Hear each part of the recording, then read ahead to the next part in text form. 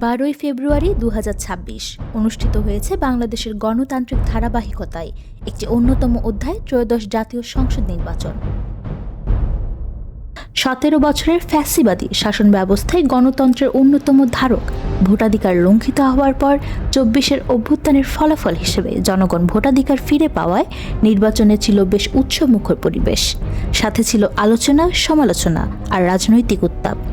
বাংলাদেশ নির্বাচন কমিশনের তথ্য অনুযায়ী 299টি নির্বাচনী আসনে মোট ভোটার ছিলেন 12,77,11,793 জন। ভোট কেন্দ্র ছিল 42,000-এরও বেশি, আর রাজনৈতিক ও স্বতন্ত্র মিলিয়ে প্রার্থী ছিলেন 2,028 জন। ভোটার উপস্থিতি ছিল 59%-এরও বেশি, যা জনগণের স্বতঃস্ফূর্ততার প্রমাণ দেয়। 50টি নিবন্ধিত রাজনৈতিক দল অংশগ্রহণ করে এই নির্বাচনে। 209টি আসনে সংখ্যাগরিষ্ঠতা অর্জন করে তারেক রহমানের নেতৃত্বে সরকার গঠন করে বাংলাদেশ জাতীয়তাবাদী দল। 68টি আসনে জয়লাভ করে প্রধান বিরোধী দল হয়ে ওঠে বাংলাদেশ জামায়াত ইসলামী। এনসিপি পায় 6টি আসন। নির্বাচনের পর রাজনৈতিক অঙ্গনে তৈরি হয়েছে নতুন সমীকরণ। বিজয়ী দলের উচ্ছ্বাস, বিরোধীদের মূল্যায়ন, সবকিছুর মাঝেই এখন সবচেয়ে বড় গুরুত্বপূর্ণ বিষয় জনগণ কি ভাবছে। নতুন সরকারের কাছে তাদের প্রত্যাশা কি? ভোটের পরিবেশ নিয়ে তারা কতটা সন্তুষ্ট?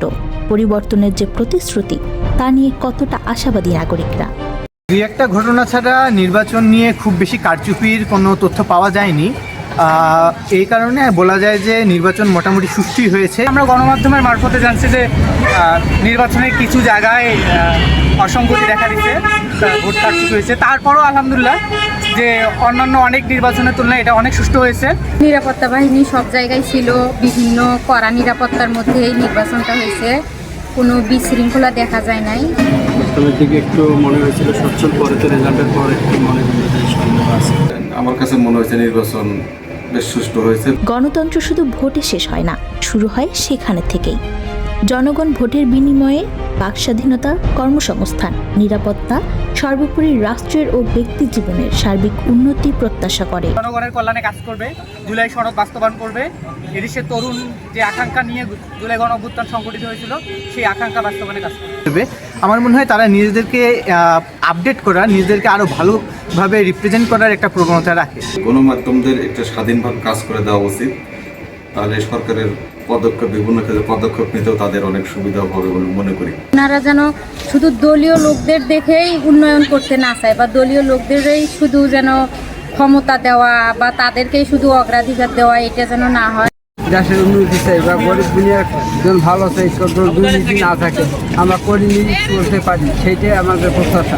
ত্রয়োদশ জাতীয় সংসদ নির্বাচন শেষ হয়েছে, কিন্তু গণতন্ত্রের পথচলা এখন শুরু নতুনভাবে। সংখ্যাগরিষ্ঠতা একটি সুযোগ, আর জনগণের প্রত্যাশা একটি দায়িত্ব। ভোটের কালি শুকিয়ে গেছে, এখন শুরু প্রতিশ্রুতির পরীক্ষা।